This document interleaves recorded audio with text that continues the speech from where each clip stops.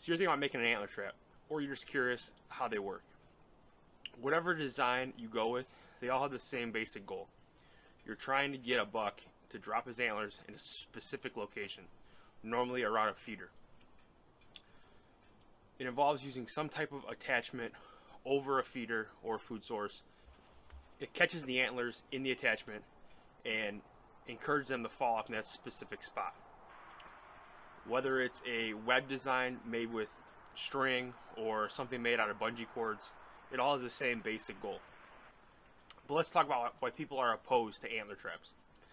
Number one, if a buck gets his antlers stuck in that trap and they're not ready to fall off yet, and they're not going to fall off, he could injure himself trying to free himself from that antler trap. It also adds a lot of stress onto that deer in a time when stress levels are already high.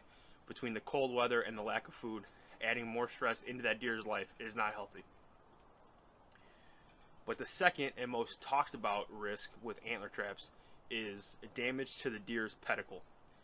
The pedicle is the area on top of the skull from where the antler grows.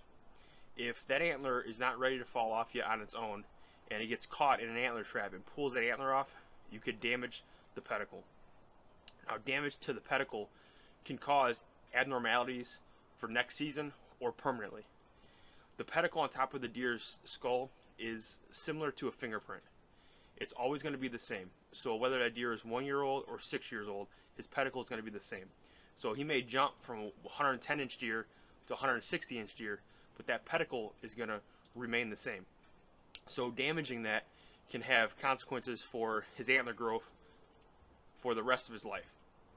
Now, besides the risk to the deer's health, you're also losing out on a lot of valuable information that you can gain through shed hunting.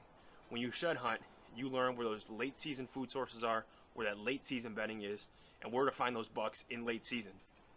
It's a lot of info that you could use next hunting season you're going to lose out on if you're finding antlers in one spot by a feeder because you set it up that way.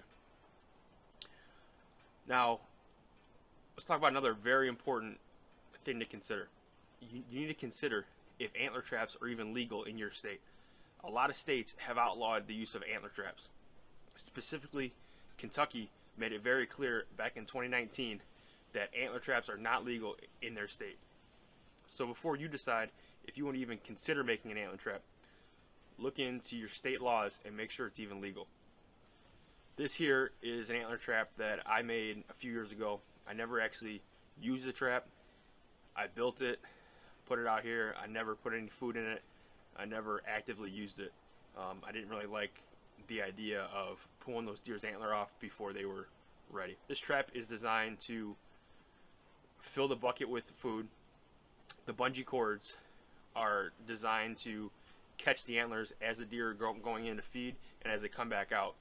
Now with the bungee spread out, it does make it a little safer so that the buck has space to move and free himself if his antlers aren't ready to fall off yet, while still providing a little bit of assistance if there is a loose antler that's ready to fall off. But like I said, I built this thing just to experiment with it. I never actually used it, and it just sits out here empty. Whatever you decide to do is your personal opinion. I just wanted to give you some of the facts regarding antler traps and things to consider before implementing one. Thanks for making it to the end of the video, guys. As always, make sure to contact us for the habitat solutions on your whitetail property. Also, make sure you subscribe, like, and comment on this video.